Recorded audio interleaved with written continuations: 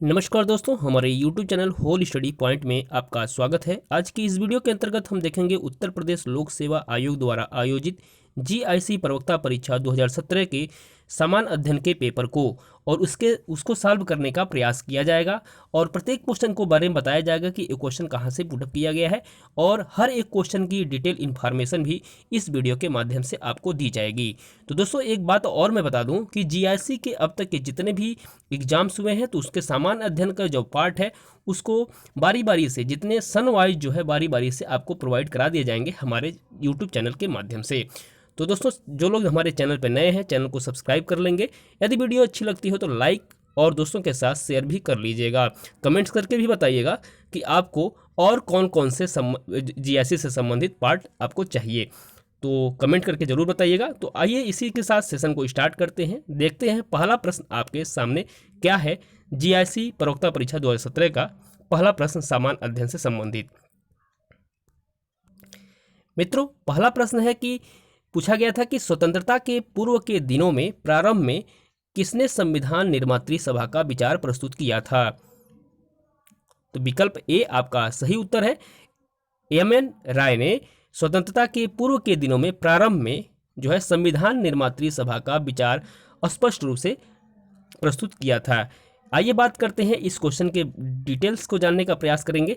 देखिए, भारत की स्वतंत्रता के पूर्व में जो है कई भारतीय नेताओं ने संविधान निर्माण हेतु अपने विचार प्रस्तुत किए। इस संदर्भ में वर्ष 1922 में, सन याद रखेंगे दोस्तों, वर्ष 1922 ईस्वी में महात्मा गांधी ने अपने विचार प्रस्तुत करते हुए कहा था कि भारतीय संविधान भारतीयों की इच्छा अनुसार ही होगी। तो ये कोटेशन भी याद रखेंगे जो मैं बता रहा हूँ कि महात्मा गांधी ने कहा था कि भारतीय संविधान भारतीयों की इच्छा अनुसार ही होगी।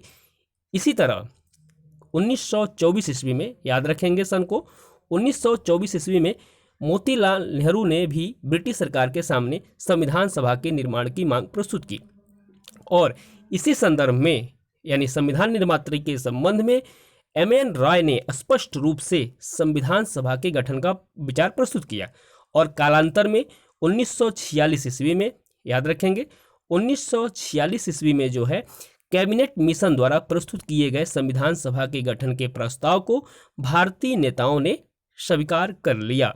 तो इसका विकल्प जो है ए आपका इसीलिए सही उत्तर है, एमएन राय। नेक्स्ट क्वेश्चन की तरफ आगे बढ़ेंगे दोस्तों, देखेंगे नेक्स्ट क्वेश्चन क्या था। दूसरा क्वेश्चन पूछा गया था कि निम्नलिखित में से कौन सा एक सही सुमेलित नहीं है। तो देखिए, कर्नाटक का जो प्रथम युद्ध है 1746 और 48, यानी ये आपका विकल्प सही है। प्रथम युद्ध हुआ था। कर्नाटक का जो द्वितीय युद्ध था 1750 और 1752 के बीच में हुआ था। और बात करते हैं विकल्प सी की, तो कर्नाटक का जो तृतीय युद्ध है 1758 और 1763, पानीपत का तृतीय युद्ध 1761। तो देखिए जो है विकल्प आपका बी सही उत्तर है, यानी इसका मिलान जो है गलत है। जो कर्नाटक का द्वितीय युद्ध था यह 1749, याद रखेंगे, 1749 से 1754 के मध्य हुआ था। तो याद रखेंगे 1754। दोस्तों, इसका विकल्प बी इसका सही उत्तर है। और जो कर्नाटक का युद्ध हुआ था भारत में अंग्रेजों और फ्रांसीसियों के बीच लड़े गए युद्ध को जो है कर्नाटक के युद्ध के नाम से जानते हैं। नेक्स्ट क्वेश्चन देखेंगे। लीलावती के लेखक थे। तीसरा क्वेश्चन पूछा गया था कि लीलावती के लेखक थे महावीराचार्य, हेमचंद्राचार्य, भास्कराचार्य, कालकाचार्य। तो दोस्तों, इसका सही उत्तर है भास्कराचार्य जी जो थे लीलावती के लेखक थे। यदि हम बात करेंगे लीलावती की, तो दोस्तों लीलावती की रचना जो है प्रसिद्ध भारतीय गणितज्ञ और खगोल शास्त्री थे भास्कराचार्य, इन्होंने ही जो है इसकी रचना की थी और यह गणित विषय का महत्वपूर्ण ग्रंथ है। जो लीलावती है गणित विषय का महत्वपूर्ण ग्रंथ है और संस्कृत भाषा में काव्यात्मक शैली में श्लोकबद्ध है। वस्तुतः लीलावती जो है भास्कराचार्य द्वारा रचित ग्रंथ सिद्धांत शिरोमणि का एक भाग है। तो याद रखेंगे जो लीलावती है वह सिद्धांत शिरोमणि का एक भाग है। नेक्स्ट क्वेश्चन देखेंगे। क्वेश्चन नंबर 4 क्या है। क्वेश्चन नंबर 4 पूछा गया था कि वाराणसी को निम्नलिखित में से किसने अपनी द्वितीय राजधानी बनाया था। तो दोस्तों, इसका सही उत्तर है शिशुनाग। आयोग ने इस प्रश्न का उत्तर जो है शिशुनाग को माना था, लेकिन यह एक विवादास्पद प्रश्न था। इस पे जो है विवाद भी हुआ था। तो आगे बढ़ेंगे, लेकिन आयोग ने माना था शिशुनाग। नेक्स्ट क्वेश्चन देखेंगे।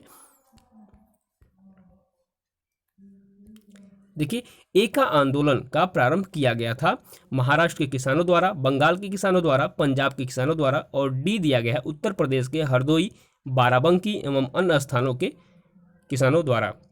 यह यूपी पीसीएस 2019 में भी पूछा गया क्वेश्चन था। तो मित्रों, इसका सही उत्तर है विकल्प आपका डी। एका आंदोलन का प्रारंभ जो किया गया था उत्तर प्रदेश के हरदोई, बाराबंकी एवं अन्य स्थानों के किसानों के द्वारा किया गया था।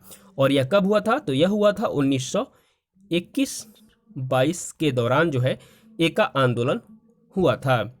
और यह जो है इसका आंदोलन का जो मुख्य उद्देश्य था दोस्तों, निर्धारित लगान से 50% अधिक लगान वसूलना था। और इस आंदोलन का जो नेतृत्व किए थे पिछड़ी जाति के मदारी पासी ने किया था। याद रखेंगे, एका आंदोलन का जो नेतृत्व किया था मदारी पासी ने किया था, जो कि एक पिछड़ी जाति से संबंधित थे, मदारी पासी। नेक्स्ट क्वेश्चन देखेंगे। क्वेश्चन नंबर 6 क्या है आपके सामने? देखिए, भारत के राज्यों में प्रस्तावित आणविक शक्ति केंद्रों से संबंधित निम्नलिखित युगों में से कौन सही सुमेलित नहीं है? जैतापुर महाराष्ट्र, मीठी विरडी गुजरात में स्थित है, हरिपुर हरियाणा, और कोवड्डा जो कि आंध्र प्रदेश। तो दोस्तों, इसका सही उत्तर है विकल्प आपका सी, सही सुमेलित नहीं है, क्योंकि हरिपुर जो है हरियाणा राज्य में स्थित नहीं है। यह हरिपुर जो है पश्चिम बंगाल राज्य में स्थित है, जो कि एक प्रस्तावित आणविक शक्ति केंद्र है। तो यह विकल्प आपका सी सही उत्तर है, जो कि सुमेलित नहीं है। नेक्स्ट क्वेश्चन देखेंगे। निम्नलिखित में से कौन सा द्वीप अपने लवणपटल संसाधनों के लिए जाना जाता है? आइल ऑफ मैन, सेंट मार्टिन द्वीप, नॉरफॉक द्वीप, और डी दिया है परासल द्वीप। तो दोस्तों, इसका सही उत्तर है विकल्प आपका बी, सेंट मार्टिन द्वीप जो है अपने लवणपटल संसाधनों के लिए जाना जाता है। तो बात करते हैं सेंट मार्टिन द्वीप की। तो दोस्तों, सेंट मार्टिन द्वीप जो है उत्तरी पूर्वी कैरिबियन सागर में लेजर एंटिलीज के लेवर्ड समूह के उत्तरी छोर पर स्थित है।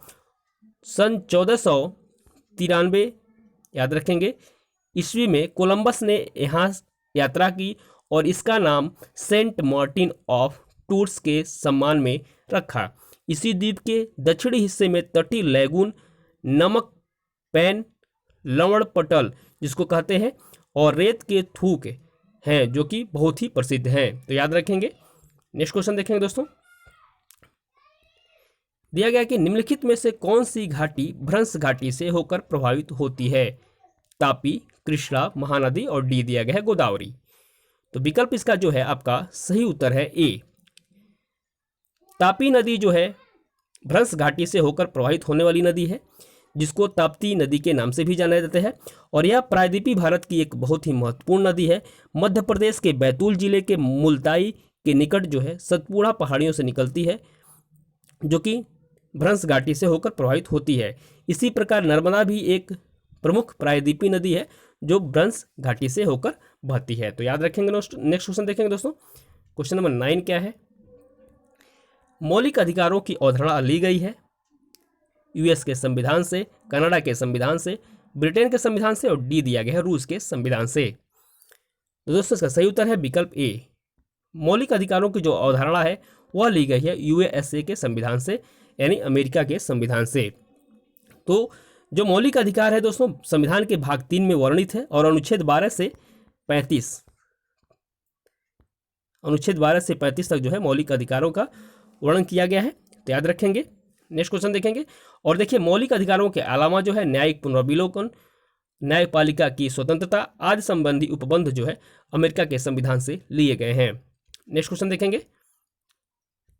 भारत का राष्ट्रपति चुना जाता है लोकसभा द्वारा, राज्यसभा द्वारा, संसद सदस्यों द्वारा, और डी दिया गया है संसद एवं राज्य विधानसभाओं के सदस्यों द्वारा। तो दोस्तों, इसका सही उत्तर है विकल्प आपका डी। जो भारत का राष्ट्रपति चुना जाता है संसद एवं राज्य विधानसभाओं के सदस्यों के द्वारा चुना जाता है। नेक्स्ट देखेंगे। और देखिए, जो है कि जो भारत का राष्ट्रपति है संविधान के अनुच्छेद 54 के अनुसार राष्ट्रपति का निर्वाचन एक निर्वाचन मंडल द्वारा होता है, और राष्ट्रपति के निर्वाचक मंडल में संसद के दोनों सदन यानी राज्यसभा और लोकसभा के निर्वाचित सदस्य और राज्य विधानसभाओं के निर्वाचित सदस्य शामिल होते हैं। इस निर्वाचक मंडल में दोस्तों जम्मू और कश्मीर, दिल्ली और पुडुचेरी की विधानसभाएं भी शामिल होती हैं। तो याद रखेंगे। नेक्स्ट क्वेश्चन देखेंगे दोस्तों। निम्नलिखित में से कौन सा अनुच्छेद राज्य सरकार को ग्राम पंचायतों का गठन करने के लिए निर्देशित करता है? तो इसका सही उत्तर है विकल्प आपका बी, अनुच्छेद 40। अनुच्छेद 40 जो है राज्य सरकार को ग्राम पंचायतों का गठन करने के लिए निर्देशित करता है।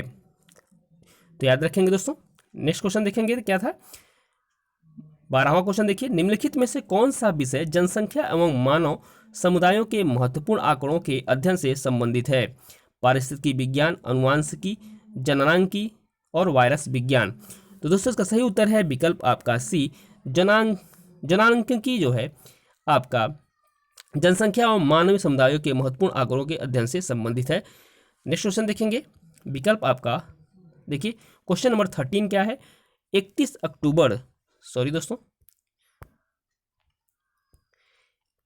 अक्टूबर 2017 को विश्व बैंक द्वारा प्रकाशित कारोबार सुगमता रिपोर्ट में भारत को किस स्थान पर रखा गया है? तो दोस्तों इसका सही उत्तर है विकल्प आपका डी, 100। तो यदि यहाँ पे करंट अफेयर्स का यह क्वेश्चन है, कारोबार सुगमता रिपोर्ट पूछा गया था कि भारत का कौन सा स्थान है। तो यह 31 अक्टूबर 2017 को जो है उस टाइम का यह करंट अफेयर्स है। लेकिन यदि हम वर्तमान की बात करें तो 24 अक्टूबर 2019 को जारी विश्व बैंक समूह के व्यावसायिक सुगमता रिपोर्ट के अनुसार जो है यदि हम बात करें तो यह जो है 100वें स्थान पे नहीं दोस्तों, यह 63वें रैंक पे भारत था। तो याद रखेंगे वर्तमान में जो है कारोबार सुगमता रिपोर्ट में जो है 63वें स्थान पे भारत था। यह 2019 का आंकड़ा है दोस्तों। नेक्स्ट क्वेश्चन देखेंगे। क्वेश्चन नंबर 14 क्या है। निम्नलिखित में से किसे 15वें वित्त आयोग का अध्यक्ष नामित किया गया है? तो इसका सही उत्तर है विकल्प आपका ए, एन.के. सिंह। एन.के. सिंह को जो है 15वें वित्त आयोग का अध्यक्ष नामित किया गया है और इनका कार्यकाल जो है दोस्तों 2020 से लेकर के 25 तक रहेगा। नेक्स्ट क्वेश्चन देखेंगे क्या है। निम्नलिखित में से कौन उद्दीपक फसल है? उद्दीपक देखिए कौन सी फसल है। तो इसमें इसका सही उत्तर है चाय। चाय, काफ़ी, कहवा, अफीम, पोस्ट, धतूरा, भांग, सुपारी, ये सारी जो फसलें होती हैं उद्दीपक फसल की श्रेणी में आती हैं। नेक्स्ट क्वेश्चन देखेंगे। भारतीय कृषि अनुसंधान संस्थान का बकरियों पर शोध का केंद्रीय संस्थान स्थित है? तो दोस्तों भारतीय कृषि अनुसंधान संस्थान का जो बकरियों का शोध का केंद्रीय संस्थान स्थित है वह है आपका मखदूम, मथुरा में। याद रखेंगे, वेरी इंपॉर्टेंट क्वेश्चन के रूप में कई बार एग्जाम में पूछा जा चुका है। तो याद रखेंगे दोस्तों यह क्वेश्चन पूछा गया था जीआईसी के पेपर में। नेक्स्ट क्वेश्चन देखेंगे। किसान दिवस मनाया जाता है, तो किसान दिवस कब मनाया जाता है दोस्तों? तो इसका सही उत्तर हो जाएगा विकल्प आपका सी, 23 दिसंबर को जो है किसानों के मसीहा कहे जाने वाले चौधरी चरण सिंह के जन्म, और जो कि भारत के पूर्व प्रधानमंत्री भी रह चुके थे, ये उन्हीं के चौधरी चरण सिंह के जन्मदिवस के अवसर पर जो है प्रत्येक वर्ष 23 दिसंबर को किसान दिवस के रूप में मनाया जाता है। नेक्स्ट क्वेश्चन देखेंगे। भारतवर्ष में प्रथम कृषि विज्ञान केंद्र की स्थापना की गई थी, तो कब की गई थी? विकल्प आपका सी, 1974 ईस्वी में जो है भारत में प्रथम कृषि विज्ञान केंद्र की स्थापना की गई थी। और यह कहाँ पर की गई थी? तो दोस्तों पुडुचेरी में स्थापित किया गया था भारत में प्रथम कृषि विज्ञान केंद्र। याद रखेंगे। और देश में कुल जो है 716 कृषि विज्ञान केंद्र स्थित हैं। नेक्स्ट क्वेश्चन देखेंगे। निम्नलिखित में से कौन सी महिला भारतीय हॉकी टीम की कप्तान थी जब टीम ने नवंबर 2017 में एशिया कप जीता था? देखिए ये रानी रामपाल, नवजीत कौर, सविता पुनिया और दीप ग्रेस। तो दोस्तों इसका सही उत्तर है रानी रामपाल ने जो थी भारतीय महिला जो हॉकी टीम की कप्तान थी जब टीम ने नवंबर 2017 में एशिया कप जीता था, तो रानी रामपाल थी। तो याद रखेंगे। और यह करंट अफेयर्स का क्वेश्चन था दोस्तों। देखिए यहाँ पे क्या दिया गया है कि 7 नवंबर 2017 को सफल उड़ान परीक्षण किए गए निर्भय परिशिष्ट पात्र के बारे में निम्नलिखित में से कौन सा कथन सत्य है? तो यहाँ पे कौन सा कथन सत्य है पूछा जा रहा है। तो देखिए ये करंट अफेयर्स का क्वेश्चन है, इस पर ज़्यादा ध्यान देने की जरूरत नहीं है, बस इतना जान लीजिए कि ये करंट अफेयर्स का क्वेश्चन कई और इसमें जो है करंट अफेयर्स के क्वेश्चन पूछे गए हैं। और यहाँ पे देखिए ये विकल्प दिया गया है, स्टेटमेंट के तौर पे पूछा गया है। तो आगे के क्वेश्चन को देखते हैं। यह भी करंट अफेयर्स का क्वेश्चन है कि हाल में जो है समाचारों में चर्चित ओखी क्या है। तो देखिए उस समय जो है ओखी एक चक्रवाती तूफान था जो कि नवंबर 2017 में भारत के तट पे से टकराया था। तो विकल्प ए इसका सही उत्तर था। नेक्स्ट क्वेश्चन देखेंगे। देखिए कुछ पूछा हुआ था कि उत्तर प्रदेश से संबंधित है। उत्तर प्रदेश के कुल शहरी स्थानीय निकायों की संख्या जिनके लिए उत्तर प्रदेश में नवंबर 2017 में चुनाव संपन्न हुए थे। तो देखिए इसमें कौन से स्थानीय निकायों की संख्या पूछी गई है। तो विकल्प इसका जो है बी सही उत्तर हो जाएगा दोस्तों, 652। नवंबर 2017 में उत्तर प्रदेश में कुल 652 शहरी स्थानीय निकायों में 3 चरणों में चुनाव संपन्न हुए थे। वर्तमान में जो है राज्य में 400, याद रखेंगे दोस्तों, वर्तमान में जो है राज्य में 457 नगर पंचायत, 199 नगर पालिका परिषद और 17 नगर निगम हैं। तो याद रखेंगे दोस्तों, 17 नगर निगम, 199 नगर पालिका परिषद और 457 नगर पंचायत हैं। नेक्स्ट क्वेश्चन देखेंगे। भारत के प्रथम अंतरिक्ष उपग्रह आर्यभट्ट को डिजाइन करने वाले वैज्ञानिक जिनका हाल ही में निधन हो गया का नाम है। विकल्प ए इसका सही उत्तर है प्रोफेसर U.R. राव, जो कि भारत के प्रथम अंतरिक्ष उपग्रह आर्यभट्ट को डिजाइन करने वाले यह वैज्ञानिक थे जिनका जो है निधन हो गया था। तो यह करंट अफेयर्स का क्वेश्चन है। नेक्स्ट क्वेश्चन देखेंगे कि भारत सरकार द्वारा प्रारंभ किया गया मिशन इंद्रधनुष कार्यक्रम संबंधित है। तो भारत सरकार द्वारा जो प्रारंभ किया गया था मिशन इंद्रधनुष वह किससे संबंधित था। तो यह संबंधित था दोस्तों बच्चों के टीकाकरण से। विकल्प इसका बी सही उत्तर था। देखिए जो है 25 दिसंबर 2014 को भारत सरकार के स्वास्थ्य एवं परिवार कल्याण मंत्रालय ने 25 दिसंबर 2014 को मिशन इंद्रधनुष कार्यक्रम की शुरुआत की। यह कार्यक्रम बच्चों के टीकाकरण से संबंधित था। इसके तहत वर्ष 2020 तक उन सभी बच्चों का टीकाकरण करना है जिन्हें टीके नहीं लगे हैं। अभियान के तहत डिप्थीरिया, काली खांसी, हेपेटाइटिस बी, खसरा, पोलियो, टीबी और टिटेनस के टीके लगाए जाएंगे। तो ये था मिशन इंद्रधनुष कार्यक्रम जो कि 25 दिसंबर 2014 को भारत सरकार के द्वारा इस कार्यक्रम की शुरुआत की गई थी। नेक्स्ट क्वेश्चन देखेंगे क्या है। समान फोकस दूरी वाले कांच के दो लेंस जिनमें एक उत्तल तथा दूसरा अवतल लेंस है एक दूसरे से सटाकर रखे गए हैं, इस युग्म का व्यवहार क्या होगा। दोस्तों इस युग्म का व्यवहार जो होगा कांच की समतल चादर की भांति होगा। विकल्प आपका सी सही उत्तर है। नेक्स्ट क्वेश्चन देखेंगे। क्वेश्चन नंबर 26 का पूछा गया था कि निम्नलिखित में से कौन सा युग्म सही सुमेलित नहीं है। एक तरफ यौगिक दिया गया है, दूसरी तरफ वर्गीकरण दिया गया है। तो सैक्रिन का वर्गीकरण जो है कार्बोहाइड्रेट, एड्रेनालिन का जो है हार्मोन, थायमिन का विटामिन और कैरेटिन का प्रोटीन है। तो इसका कौन सुमेलित नहीं है पूछा जा रहा है। तो विकल्प आपका ए सुमेलित नहीं है। सैक्रिन का जो वर्गीकरण वह कार्बोहाइड्रेट नहीं है, यह कार्बनिक यौगिक यानी कृत्रिम मिठास के लिए प्रयुक्त होता है सैक्रिन। तो यहाँ पे देखिए विकल्प ए इसका सही उत्तर था। नेक्स्ट क्वेश्चन देखेंगे। Question number 27। 13 क्रमागत विषम संख्याओं का औसत 51 है। इनमें सबसे बड़ी विषम संख्या कौन सी है पूछा जा रहा है। तो देखिए जो 13 क्रमागत विषम संख्याओं का जो औसत है वह 51 है। इसके अकॉर्डिंग हम देखें तो विकल्प आपका बी सही उत्तर हो जाएगा, 63। नेक्स्ट क्वेश्चन देखेंगे। मैथ का क्वेश्चन है दोस्तों। 1.8 मीटर लंबी एक ऊर्ध्वाधर छड़ जमीन पर 45 सेंटीमीटर की परछाई निरूपित करती है। उसी समय 6 मीटर ऊंचे एक स्तंभ की परछाई की लंबाई होगी। तो यहाँ पे पूछा जा रहा है। तो देखिए आप इसको सॉल्व करिएगा, वीडियो पॉज कर लीजिएगा। इसका मैं सही उत्तर बता दे रहा हूँ। विकल्प आपका सी सही उत्तर है, 1.5 मीटर। नेक्स्ट क्वेश्चन देखेंगे। देखिए यह भी मैथ का क्वेश्चन है। एक समबाहु त्रिभुज की प्रत्येक भुजा 8 सेंटीमीटर है, इसका क्षेत्रफल बराबर है। तो इसका मैं आंसर बता दे रहा हूँ। विकल्प आपका डी है, 16√3 सेंटीमीटर स्क्वायर। तो यहाँ पे देखिए विकल्प आपका डी सही उत्तर है। वीडियो पॉज करिएगा, क्वेश्चन को लगाइएगा दोस्तों। नेक्स्ट क्वेश्चन देखेंगे, लास्ट क्वेश्चन है। देखिए, जब संख्या n को 6 से विभाजित किया जाता है तो शेषफल 4 प्राप्त होता है। 3n को 6 से विभाजित करने पर शेषफल प्राप्त होता है। तो शेषफल क्या प्राप्त होता है? विकल्प आपका डी सही होगा, 0। तो दोस्तों, जो GIC 2017 का पेपर हुआ था समान अध्ययन का, उसमें 30 प्रश्न पूछे गए थे। और इस वर्तमान में जो वैकेंसी आई है GIC की, उसमें आपको GS के 40 प्रश्न देखने को मिलेंगे, समान अध्ययन के 40 प्रश्न देखने को मिलेंगे, जिसमें आपके GS के पार्ट होंगे, मैथ के पार्ट होंगे और रीजनिंग के पार्ट होंगे।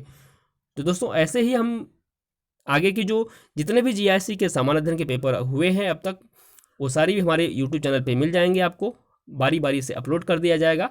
तो बने रहिए हमारे YouTube चैनल के साथ और सब्सक्राइब कर लीजिए जो अभी तक हमारे चैनल को सब्सक्राइब नहीं किए हैं तो, और दोस्तों के साथ शेयर भी करिएगा हमारे चैनल को और लाइक भी कर दीजिएगा। ठीक है, मिलते हैं नेक्स्ट वीडियो में, तब तक के लिए नमस्कार दोस्तों, जय हिंद।